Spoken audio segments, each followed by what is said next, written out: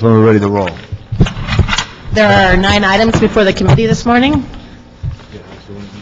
I don't think the commissioner's here yet. We're going to hold item number 1. We're going to hold item number 1. We're going to hold item number 2. Item number 3, that seems like a great thing. Yeah. And item number 3 is a report from the Department of Cultural Affairs relative to accepting a $20,000 grant from the National Endowment for the Arts for the Big Read program for the period January 2010 through June 2010. Great. And then, I love your combination there, Olga. thank you. And at the same time, item number 4 is also a report from the Department of Cultural Affairs relative to applying for the same grant for the period September 2010 through June 2011. Great. So, as you know, the department is proactively seeking federal dollars, state dollars, private philanthropic dollars, anywhere that we can get additional funds so that we can keep our programs and services as alive and vibrant as possible. Last year, we applied for a grant from the National Endowment for the Arts called the Big Read, and it's a program that is intended to get youngsters, mostly teenage and above, to get into the pleasures of reading. And so the item number 3 is to accept a grant. $20,000 is the largest grant that is given through this program. It's a very broad-based, community-based program. And so we got the largest amount, and it's going to literally involve thousands of young people and their parents in reading a book called Sun, Shadow, and Sand, which is a collection of Mexican short stories by world-renowned Mexican writers. And we're partnering with 3 schools in Guadalajara, Mexico, and they're reading the book at the same time This that is part of your effort, recent effort? Correct. Great. Item number 4 is to have the next iteration, and that's to ask for a grant. We need permission from you to ask for a grant, and this one will be to read the Joy Luck Club, which we want to involve the Chinese American community in this effort. And the artist, I think, is a Los Angeles writer, the author. Amy Chen. Yeah. Okay, so this sounds good. Mr. Reyes, any comments? No, Let's approve 3 and 4, huh? absolutely. I just want to say thank you for your hard work. I know the relationship in Guadalajara is extraordinary with the great event that was held recently, Thank you. and that was a success. And it was great to see the culture of Los Angeles and all of its complexities and beauty be displayed in Guadalajara. So that was amazing, and to see this go even further, particularly poignant when we have high schools in this city where 40 to 50% of the kids are not graduating. And one high school in particular is 2,700 students. So when you look at that number, you wonder where they're at today. So Yeah. your work is truly needed. Thank you. Thank you so much. Recommend approval. Item number 5. Items number 5 through 8 are all reports from the LA for Kids Steering Committee. And item number 5 is relative to project amendments for the Ardmore Recreation Center redevelopment project and the Barrio Action Youth and Family Center Urban Impact Park project. Good morning, Bernice Hollins, Office of the CAO. And let me just ask a question, Ms. Bernice, on this issue here. Could we do some of these are in the 10th district, and I want to know, Mr. Weston will be joining us. Do we know, Ms. Lisa? Okay, so we'll go ahead. Thank you very much. Okay, thank you. So, on this is good here, this item here, item number 5. Item 5. Give us a brief on that. Okay, these are 2 grant extensions for Proposition A projects that are administered by the Department of Recreation and Parks. For Ardmore Recreation Center, these are outdoor improvements located in CD 10. We're recommending a 9-month contract extension. They have completed 2 phases on the project and are working on the last phase. Thank you so much. Mr. Reyes, you okay with that? Yes. I'm okay with that. How about the next item? Call that, Madam Clerk. Item 6 is relative to a Prop K grant agreement amendment with the Los Angeles Boys and Girls Club. Okay, thank you. Okay, we're recommending a 6-month contract extension. Council approved additional funds for this project, UDAC funds, so we're adding those funds to the Proposition K grant agreement, and we expect that this project would complete within the 6 months recommended. Okay, Mr. Reyes? Yeah, I just want to thank the staff and the whole city family for making this possible. Mr. Drucker's in the audience, and he was there in attendance. We had the ribbon cutting for the field. And just putting the context, Tom, you know how we talk about where we grew up and what we've done? Right. Well, the Boys and Girls Club is where I started when I was 6 years old. Spent 5 years there, and it was the kind of place that was wonderful in my mind. It was beautiful. But when I look at pictures, I see how the benches were broken up, the sign didn't work, the fence were tattered, but in my mind it was a beautiful place. Today you have a field that is really amazing, world class. Their fragment court there, and Tommy Lasorda, Tommy Davis, on and on and on. I mean, some amazing players. Neil Drucker was there, the city family was there, and to have the Bank of America step up with 100,000. Dodgers were over 124,000, I think it says here. So with the city's Family Prop K program, we put together a facility that has been in dire need of repair for decades. And, the Rams used to go there. Roman Gabriel, Deacon Jones, the Fearsome Four, they used to show up. And they were our sponsors back when I was a kid. Wow. Football is gone. Baseball's here.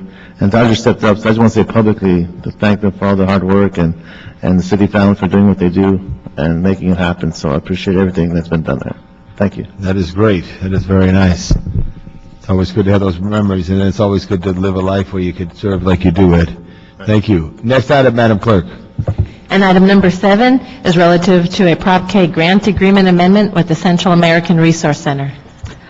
This project is for renovation of indoor and outdoor recreational space. We're recommending a 27-month extension.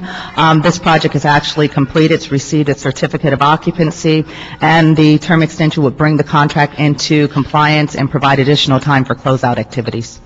Thank you. Mr. Reyes, any questions? Go forward. Next item. And item number 8 is relative to a Prop K grant agreement amendment with the Watts Labor Community Action Committee. This project is for a skate park. We're recommending a 3-year contract extension, again, to bring the contract into compliance and to provide time for closeout and completion of construction. Mr. Reyes, you okay with that? Sounds good. All right, next item. Thank you. Thank you. And item number 9 is a motion, Parks Alarcon, relative to recommendations for transferring a median located on Vermont Avenue to the CRA for purposes of developing the Vermont Median Park, including possibly vacating or leasing this site and other related matters. Great. Anyone here to speak to that? And, Madam Clerk, this goes to Public Works? Okay, so I think we just approve it. Good morning. Figure it out. Mike Cantor, Deputy City Engineer, Bureau of Engineering. Mike, how are you? Very good. Once again, Bureau of Engineering, back in July, we indicated our support for this. We have these professionals necessary to do the type of work to do this. Once again, we just ask that this be initiated by the CRA, and we will provide support to Great, whatever it needs. Mr. Reyes, any questions? No, let's just make it happen. Okay, good. I mean, we are getting smaller by the day. Our private development program is smaller, so the sooner we start, the better. Right, go forward and just figure out what you have to do because of the dedication of the land and whatever its history is. But that's what engineers do, they figure things out. We say, go forth, young man, go forth. That's it. Yeah, but we would like the CRA to come in and make that initial deposit. Well, good, we're going to send it forward. It goes to Public Works Committee. We'll also mention this to Mr. Parks in council, so he could put a stamp on it to move it onward and upward. Are you asking for a directive? Because Public Works still needs to see this. What we need really is money, meaning the Bureau of Engineering, we provide this for a fee. We work with CRA on many projects where we do this type of work. So We just need that process initiated. So I'm assuming Councilmember Parks' office is aware of that request, and he would make the directive through some kind of a motion, correct? Well, I believe so. I believe CRA is aware of it, and I'm just not sure why we... Forgive me, why did I not, I apologize. The deputy, I'm sorry. Okay. Hi, Purvi Doshi with Councilmember Park's office. CRA couldn't be here today, but, we need to have a conversation with them to make sure that they're aware that they need to upfront pay the $30,000 for the vacation. So I think the CLA had a suggestion of receiving and filing this motion, and then through our office, we would introduce a motion to have CRA then apply for the vacation. There you go. Okay. Good, okay, good. Will you take the lead? Okay. Okay, perfect, thank you very much. Why did I miss you back there? Where were you sitting? What side were you on? Behind the stroller. Oh, okay, good. All righty, thank you. Go forward. Recommend receive and file, or go to Public Works? The committee can recommend, Cheryl Bernard from the CLA. Our office recommends that you receive and file the motion, inasmuch the motion was only asking for a report back, and instruct the CLA to work with the council office to transfer the property over to the CRA. Got it. We take the CLA's instructions. Exactly. Okay, good. All right, that's great. And let me just check here. Mr. Wesson won't be able to join us, but do we have our commissioner here today? Annie? I believe the commissioner is still on her way in. Got it, all right. And let's just take general public comment right now before, I think the commissioner would like to hear that. Neil Drucker, thank you very much, as always.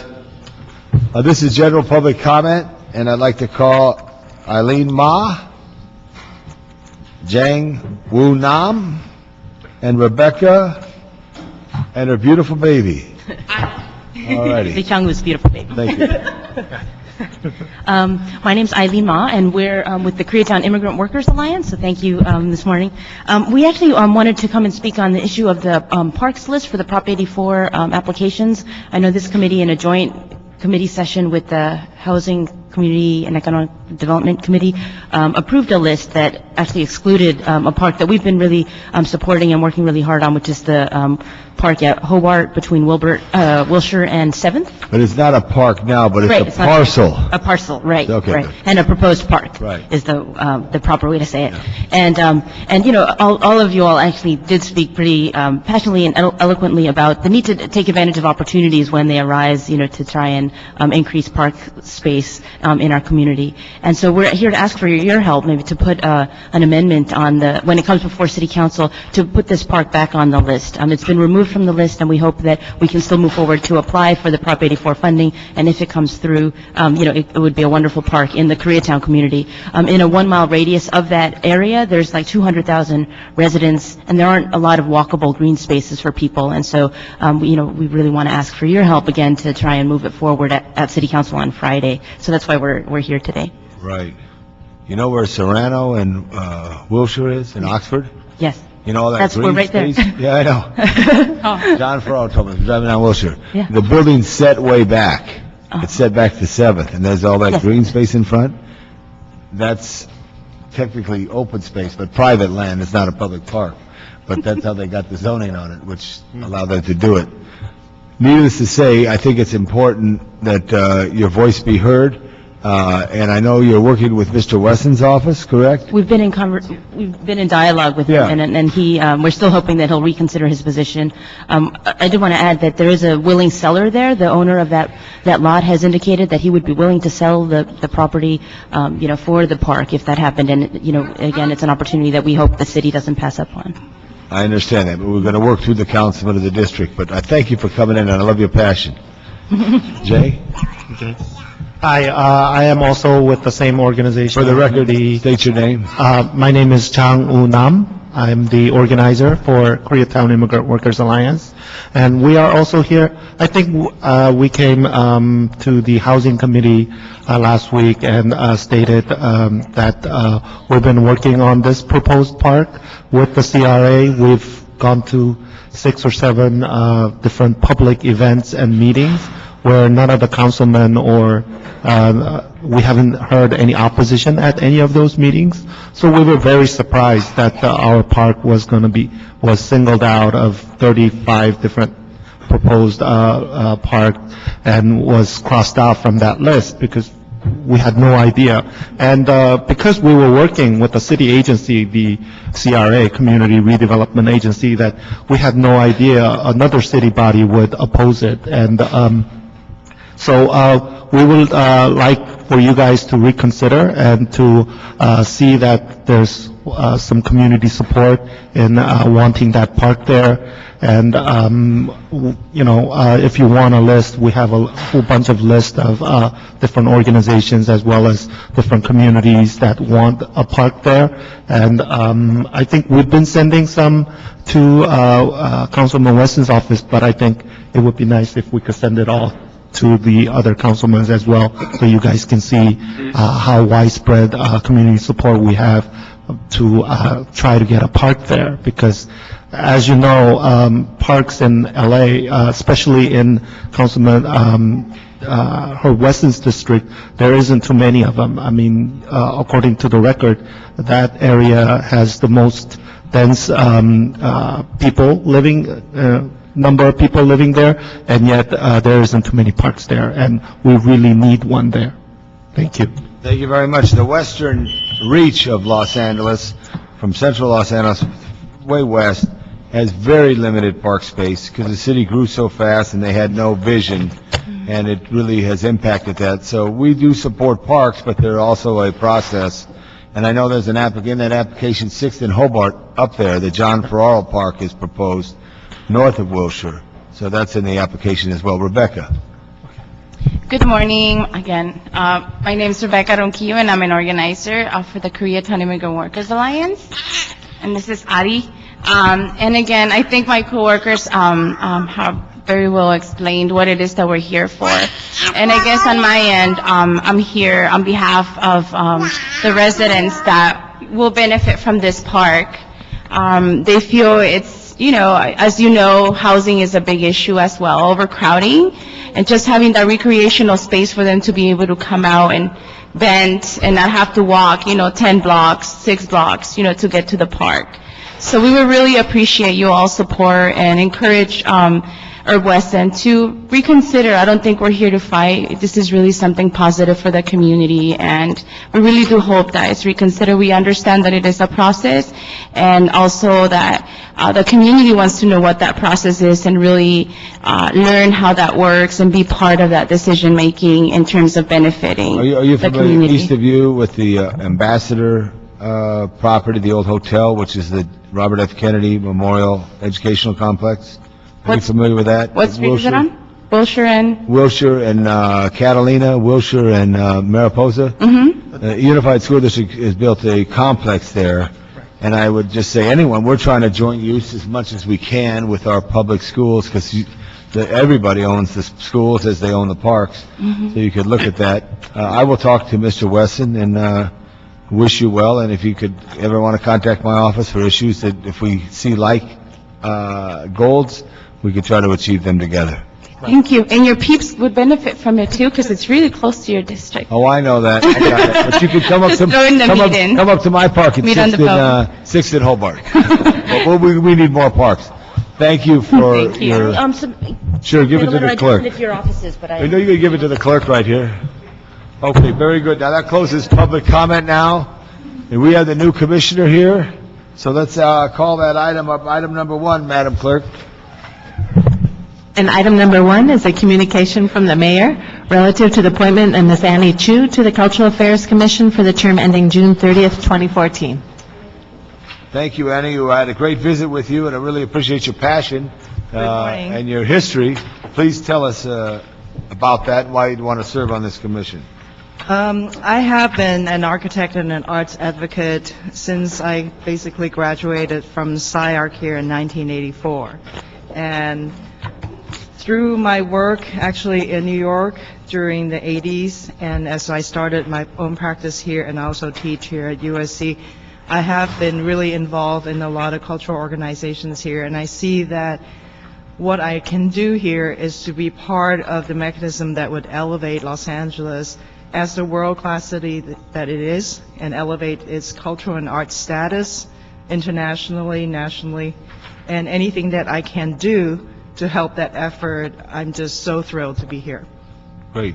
I think it would be a great addition. We miss Alan Odell. This replaces Alan Odell, but this is a great replacement. It's an architect who has great history in life and great studies. She even developed some homes I saw in Nichols Canyon in your bio, which is, as you're an architect, that's used a lot of thought in that area there because of hillside. So a variety of work from Kentucky to California. Plus, Mr. Reyes. Yes, thank you, Mr. Chair. First, I want to thank you for your presence and looking over your experience. It's amazing the range and the breadth of impacts you've made in your career. But given the trying times that we have today, what's your thought about public-private partnerships and seeing what the private sector desires in terms of its quality of life as much as the public, but when it comes to money, where do you see us being able to leverage what we have today, as a city? I think that, well, fundamentally, I want to say one thing is that in times of this kind of financial difficulty, we still have the responsibility to not let arts and culture fall down by the wayside. So that being our principle going forward, I think that everyone has to be super creative about how to gain the resources. And I think we have to look almost beyond our own borders and try to look for kind of partnership, not just within our city itself, but within maybe even outside of our own country for the resources that would help support the arts. I'm in the position at the leadership of the AIA, and we're all going through the same kind of financial crunch, and I'm also trying to figure out some resources to promote their cause as well.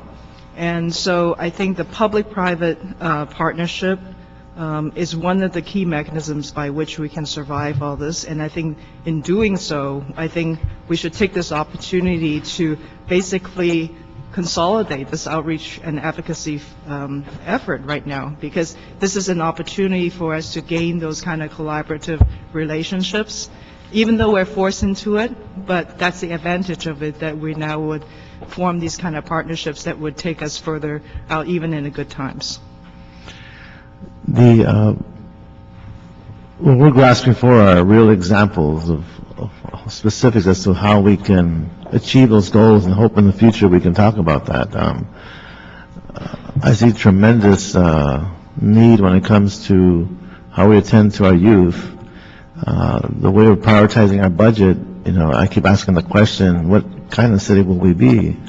Will we be a city that walks and enforces with a big stick?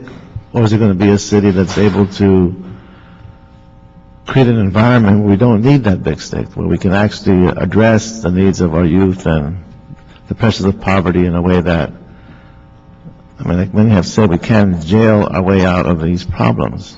So how that public-private partnership evolves is going to be critical. So hopefully in the future we can talk about specifics. I see you working on La Plaza de Cultural de Artes. There's so many different projects you've engaged in the past, so it'd be great to see how we can leverage those private relationships, given their goal in terms of preserving our city, so it's a destination, not someplace you avoid. So I look forward to working with you on that. Thank you. We're going to recommend it. And Madam Clerk, when does this come before full council? One of the Fridays in February. Okay. Yeah. And in the future, if you can coordinate, I have no problem if you ever want to go right into council at any time. So I know it's not today, but we thank you for your accepting the mayor's request, and we look forward to voting for you in city council. Thank you, everyone. Thank you very much. All right, now let's return to the agenda. We have item number 2 left. And item number 2 is a discussion on the Department of Cultural Affairs proposed budget, including the impact of recommendations proposed in the city administrative officer's mid-year financial status report, and the 3-year plan to fiscal sustainability. Thank you. So it's Olga Garay again, General Manager of the Department of Cultural Affairs. As you know, there was a number of proposals that were made by the CAO in his fiscal status report for the third quarter, as well as in the 3-year plan that was submitted. And so I'm just going to go one by one.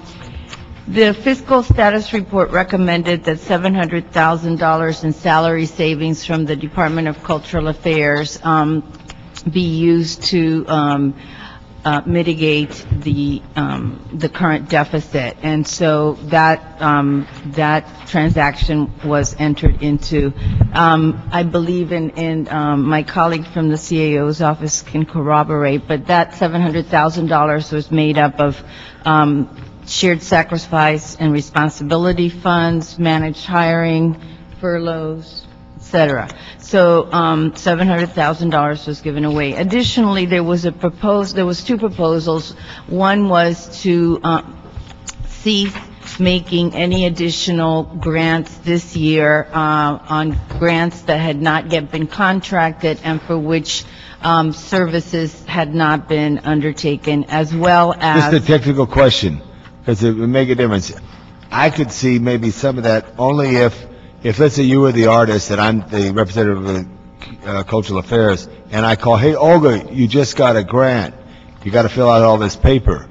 Well, does that mean we cancel it if the paper isn't filled out? I think if you've contacted the people that they know, I wouldn't want to cancel anything. Well, it's a good question, and we've been working with our city attorney on these matters, because what we have decided to do, and I think that hopefully the CAO will agree with this, is that we want to minimize the negative impact on the grantees as much as possible. So what we'd like to do is that any grant that hasn't been already paid out, and we believe there's about 20 or 25 grants that have already, everything has been done, both the initial payment and the last payment have been made, et cetera. We're not going to touch those. But for the balance of the grants, which is probably, I would say, $2 million worth of grants, what we'd like to do is to ask all of our grantees to have a shared sacrifice and responsibility kind of effort too, and to only take 10% from their total. So they would receive 90% of the funds, and we would keep 10% of the funds. That would generate about a $200,000 savings towards the $500,000 goal that the CAO's office gave us. And then we would look internally to try to come up with that balance, that $300,000 balance from internal accounts and from failed grants, et cetera. And we just felt that it was really important, as much as possible, not to try to come up with the money with the few grantees that are going to be doing projects from March till June 30th, because we felt that it would be more palatable for everybody to have a 10% hit rather than, 15 or 18 groups having zero. And so we just felt that that was a much more equitable way to go. Mr. Reyes, you have The approach you're suggesting gets to the same goal given what was initially proposed? Yes, the goal that the CAO gave us for this fiscal year was $500,000. If we, I'm sorry? So you achieve the same goal? Correct, the different monetary approach. goal, but with a different approach. What they had recommended is that grants that we have not entered into or that services haven't been rendered receive zero. That, even if we went that route, we wouldn't come up with $500,000. There's just not that many grants that haven't had some level of activity. So we figured that at the end of the day, it shouldn't matter how we come up with the $500,000 as long as it's legal. Right. And so this way, we minimize the negative impact on the grantees while coming up with the same dollar amount. CAO, can we get a response just to yes, make sure we're all on the same playing field here? Yes. Jackie Vernon Wagner, CAO, and I'm the budget analyst for the Cultural Affairs budget. The instructions that were included in the financial status report with respect to the salary savings, identified $674,000 in surplus funds. And this we think are very real. Surplus monies, in fact, the department had already achieved at least $400,000 in surplus monies, and as a result of additional savings. Can you just, for the sake of clarity, when you say surplus funds, what does that mean? That means funds in excess of their salary needs, funds in excess of salary expenditures. Okay, so there's an amount there that Yes. is beyond what they need. Yes, and the general manager correctly alluded to the fact that these monies resulted from savings from the shared sacrifice amounts, which were not taken out at the beginning of the budget, and so this department had these surplus monies, and so that's being used. So that is correct, and the total on that is $674,000. With respect to the grants, the instructions in the mid-year, which were subsequently stricken from the report and not approved, instructed the department to identify special events and festivals and grant activities that had not already occurred, and to identify up to $500,000. So they did have discretion in identifying the savings. At the time that we prepared the report, there was $2.2 million in unencumbered, unspent monies in their special events accounts. So we thought that it would be feasible for them to identify the $500,000. Now that the instruction itself has been stricken from the report, this department, much like all the other city departments, are subjected to that, have been instructed to go back and review all of their contracts and to attempt to negotiate a 10% reduction in the contract costs. So this is a 10% that they're now subjected to, much like everyone else, and it should be. Okay, but I'm not hearing the answer. The assertion that the approach could be done differently. I'm hearing that instead of cutting off certain commitments, to do the 10% across the board to achieve the same 500,000. What's the reaction to that? That's what I'm trying to understand. Well, we thought the original instruction in the report would have given them the latitude, but they did not. I think there was some opposition to that, and so the council voted to eliminate that recommendation and subject the department to the 10% cut across the board. I think our previous instruction probably gave them a that is the instruction now, the 10% across the board? Yes. So we're in keeping with that recommendation. We were trying to be more proactive to come up with the $500,000 without having to zero out any of our grantees. But am I hearing clearly that what I'm hearing from the CEO is that the approach you're suggesting could be followed? I believe so. No? Yes. Okay, so there is no disagreement then? No, I don't believe so. No, Terry Sauer, CAO's office. We are committed to working with the department to review their approach, and it appears on its face that it's feasible under the 10%, and it probably is a more equitable way of addressing the cut, so we'll continue working with the department. So what action do you expect of this committee to make sure that happens? What can we do to facilitate this understanding and this agreement? It's based on the actions that the council took at the last meeting. I think council has put the instructions in place to allow us to move forward. I don't think any additional action, but if you'd like our office to report back on this to this committee, we'd be more than happy to do that. I think we should in 2 weeks, because I thought in my action in council, I know it was a long day, that we did want to save the grant program. That was the intent of the council, right? The motion that was approved, there was two motions. Right. And the first motion that you helped to author, which was the 10A,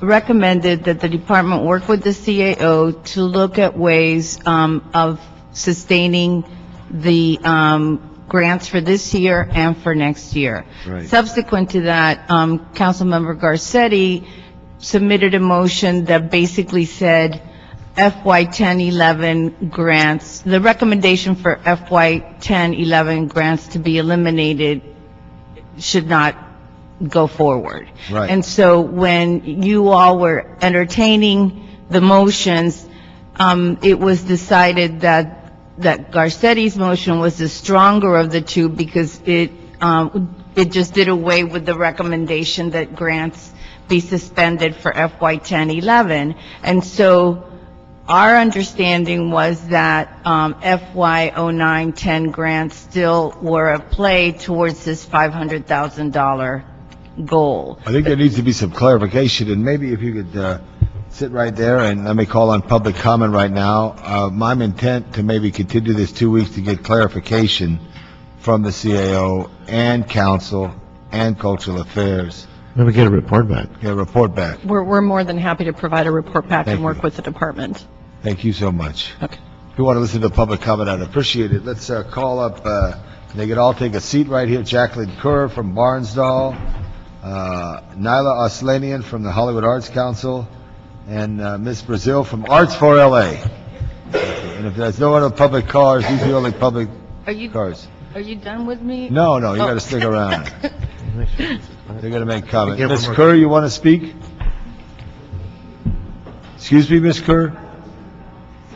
Excuse me, I'm the chair. You've been called. You're very good there. I love your scar. I do that because I've known Jacqueline we went to high school together, so. That's right. She's a great friend of Dante's U in Griffith Park. Thank you. Who would like to start? I think we defer to Jacqueline. Okay, Jacqueline. I would like to let Ms. Arslanian go first. Nyla, here we go. Well, I think She's got much more of the history and facts. Got it. Here we go. All right. Well, first, I want to speak to the matter that's at hand. I also understood, and perhaps I could have clarification from the chair, that the matter regarding facilities being in an RFP issued was coming before this committee today. That's a subsequent. So will I come back to speak to that, or shall I speak to it right now? You got 2 minutes. Speak to the whole thing. Okay. Nyla Arslanian, President of the Hollywood Arts Council, and co-president of the Barnstall Art Park Foundation. Because of the expediency that you were all hearing this, I'm not coming forward with formal motions or actions from either one of those organizations. I'm speaking from my own experience of 30 years in the arts in Los Angeles and as long of a relationship with the Barnstall Art Park. First of all, speaking to the grants, I'm very pleased to hear that about the motion for the 10 and 11 is being strongly considered and hopefully approved. That is very, very important to this entire city and to our arts organizations. And our Arts Council has been a grantee, and we know what that means and how much that interjects above and beyond the contribution of the city into the city's economy. Secondly, with regard to the 10% cut, the $200,000 in terms of arts organizations that has a contract and may or may not have, and I've been in that position of maybe not build and being up to date on a billing, so extreme hardship could result and chaos in an arts organization where it might look as small of a grant as $4,000, it's $400 they have to make up, and it's also money that may have already been expended by these organizations who for one reason or another have not put forth their bill. So I'm really opposed to that for a $200,000 savings, and I understand the hard choices that you have to make. Third, the other matter with regard to RFPs for several of our city's arts facilities. Through the years, what I have heard, Olga's predecessor, Margie Reese, who was faced with extremely hard choices as well, said the department is really strained in terms of its management and oversee of various cultural facilities in the city. And thank you. And that has been a strain on the department, and bringing forth responsible entities to run these through the RFP process, I believe could be a very good move, and we have some track record in that with a couple of the other organizations. With regard to Barnstall Public-private specifically, partnership, similar to what the county operates, the city still would own Barnstall, the city would still maintain Barnstall, but yet... McCrory is one that I've just recently been doing I've looked at their budgets, I've looked at their cash flow and how they've run these organizations, and it seems to be a viable concept. With regard to Barnstall, what we've seen for so many years is, because of the various entities that operate on the Hill, yes.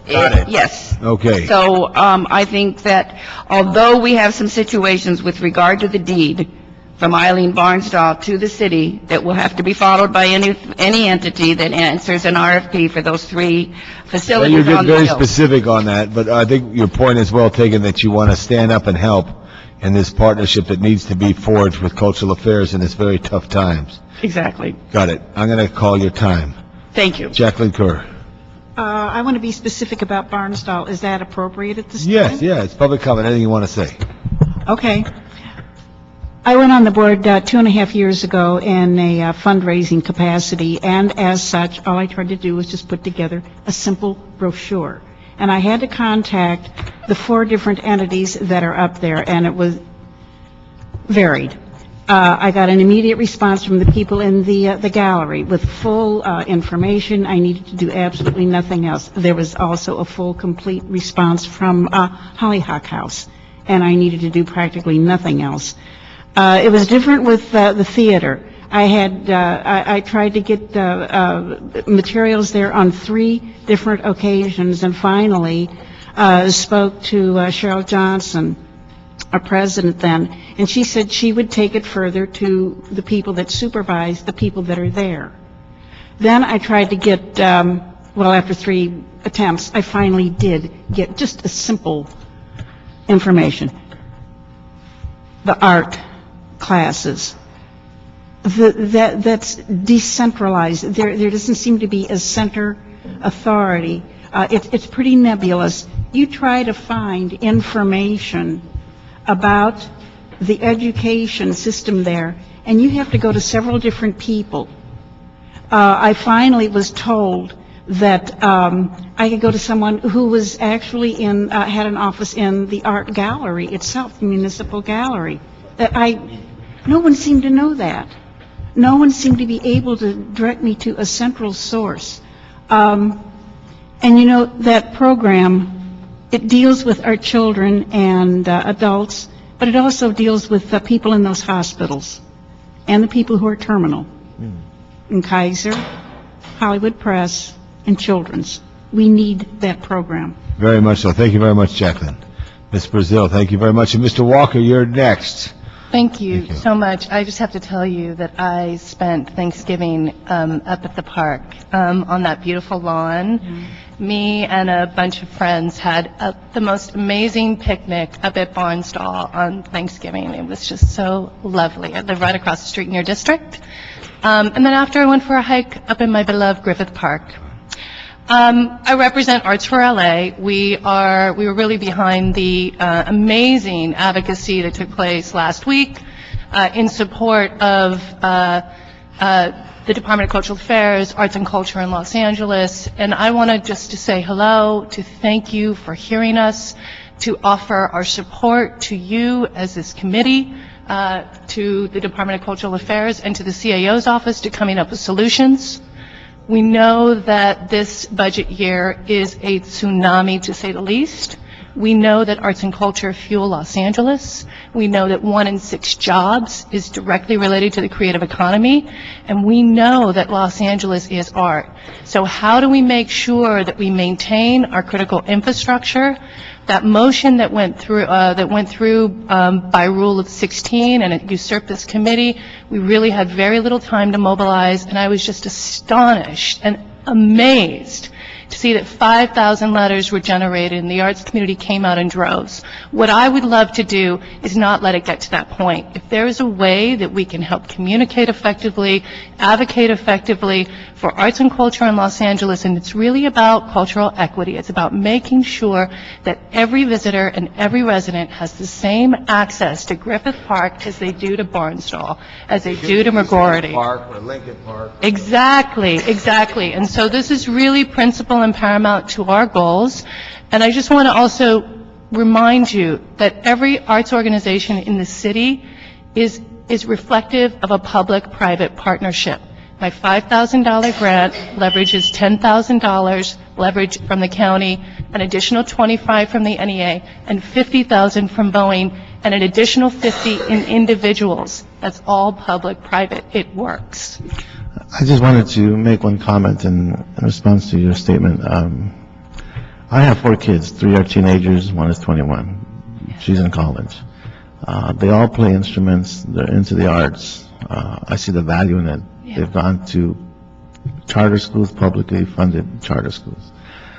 But I also see in front of us a $200 million deficit this year. Next year, they're talking $400 million. When San Diego went bankrupt, there was a judge who just pulled out a sheet and redlined and said, this has got to go. When Orange County went bankrupt, the same thing happened. In New York City in the 70s, the same thing happened. So right now, we're at a point where we need to understand what the arts means in dollar terms, as crude as that sounds. The grant, monetary, leveraging, multiplier effect is a very real dollar that helps the city. The question here is, how does it fit in the budget? And that's the challenge the CAO has with Olga's stewardship. Your advocacy, I think, we get to a place we don't have to just brutally cut off limbs and legs and say this is.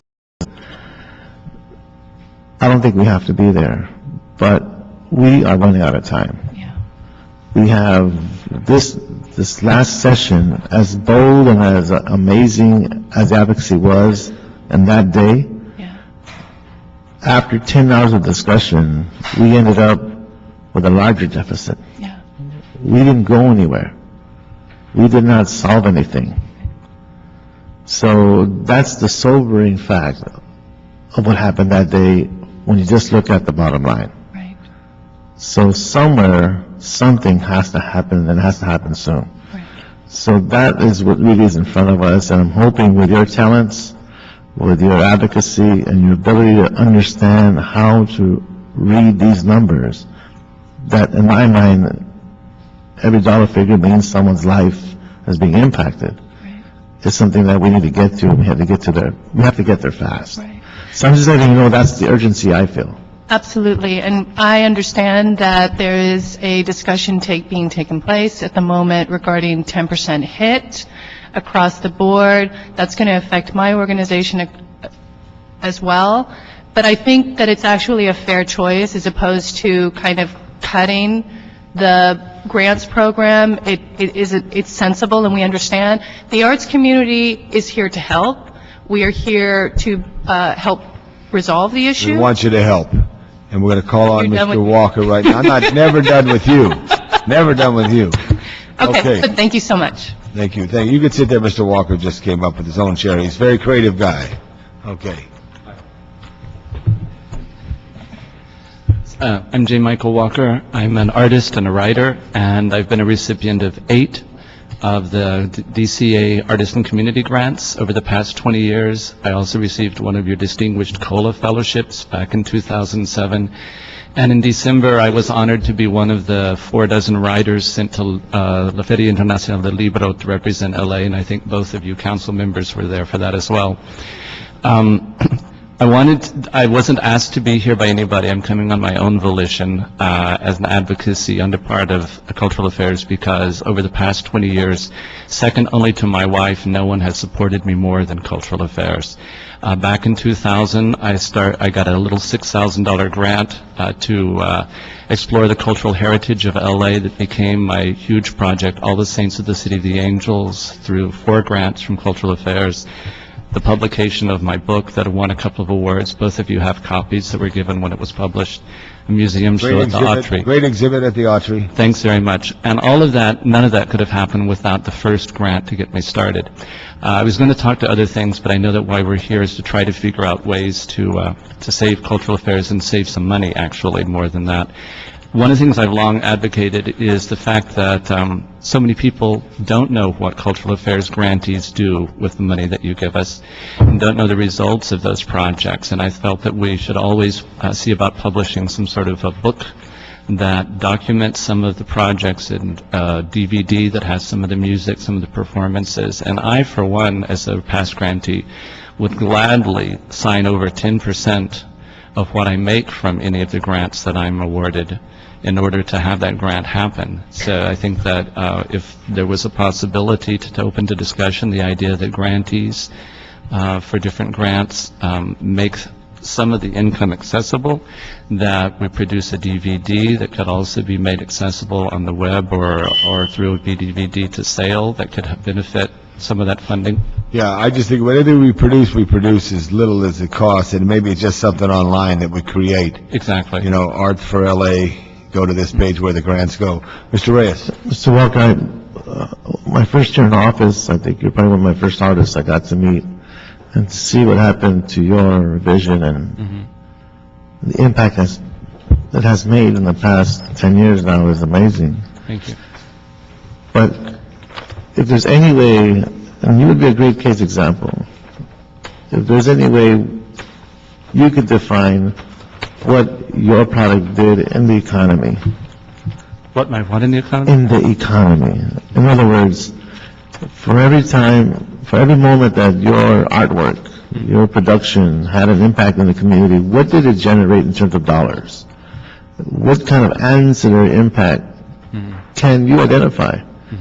On an occasion, whether it be a viewing or a presentation, however you want to package that. Right. What did that mean in that day? Did it create 5 jobs, create 4 jobs? Did you impact so many vendors? Is there something quantifiable that speaks to its economic relevancy? And again, I feel uncomfortable speaking this way, but no, I don't mind that at all. But the fact is, that's how decisions are being made right now.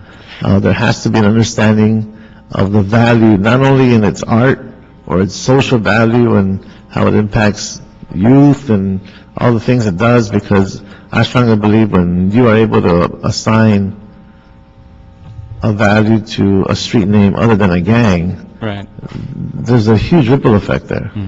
But how do you quantify that? And that's something that I would challenge every artist in terms of understanding their universe and how that universe has a dollar significance. And if that can be articulated and displayed and amplified, there's a different way of looking at just cutting the arts.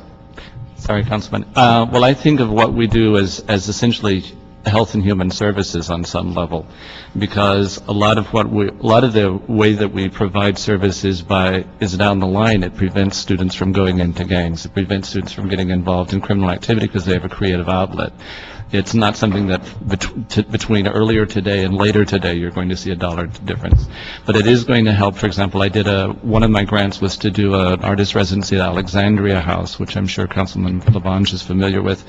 I worked with homeless mothers, and one of the mothers at the end of my term of project she'd had 3 kids on the street before I began working with her, and she looked at the artwork we created and said, "This makes everything I've been through worthwhile." It had a strong impact on her.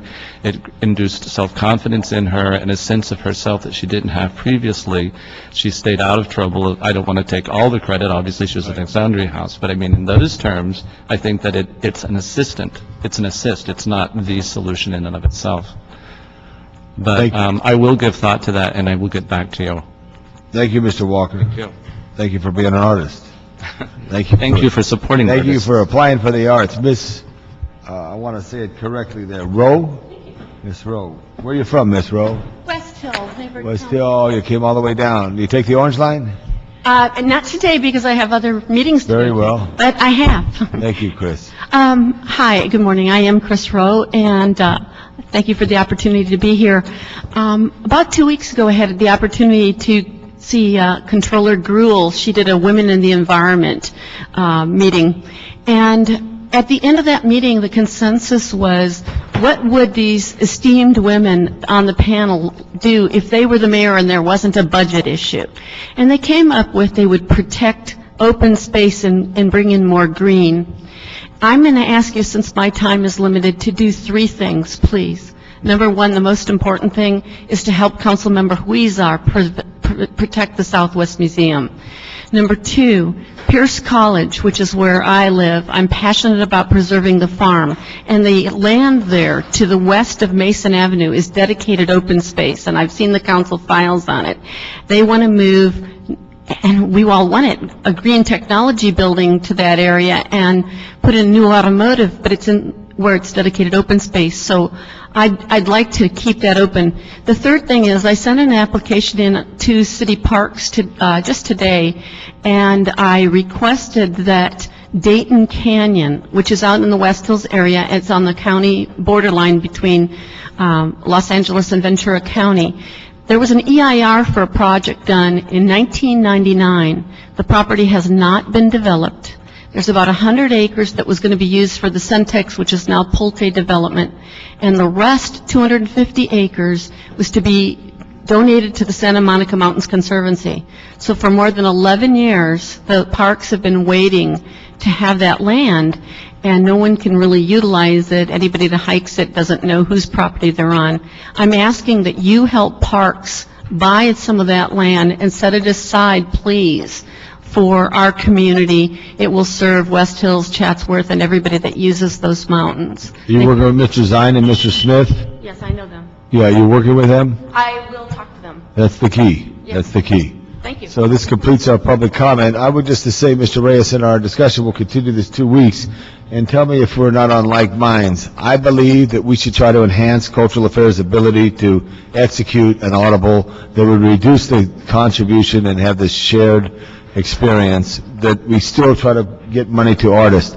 I also believe, and this is to the CAO, that we look for partners, whether it's those who could operate facilities. Mr. Muckery told me from Recreation and Parks that they're looking, that they want to keep their parks open, but they may have to partnership with the Boys and Girls Clubs, the YMCAs, the YWCAs, any reputable, non-discriminatory, approved by the city attorney type person, just to operate. And I think that's what we have to look at. I know I'd like to save as many jobs of those who are with the city right now, but we have to operate.